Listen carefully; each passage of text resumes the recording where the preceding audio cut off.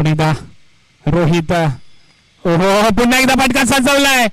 सुरेख फटकेबाजी बाब्याच्या बॅट मधून पाहायला मिळते. मॅच फिरवले बाब्यान. पुण्याचा जलवा खारीगावच्या मैदानामध्ये दाखल झालाय. सिद्धेश सालपेकर आहे. ओहो पुन्हा एकदा बॉल जातोय. मला वाटतं सीमारेषा पार षटकार. वा बाई वा काय फलंदाजी केली. रोहित गुराव चमकलाय खारीगावच्या मैदानामध्ये.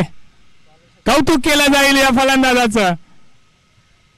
अगदी लहानपणापासूनच गुरवाडी संघाकडून खेळला जातो हा खेळाडू. 3 बॉल 3 सिक्स आलेत. हो पुन्हा एकदा सीमारेषा पार षटकार आलाय. भेटलाय बरोबर.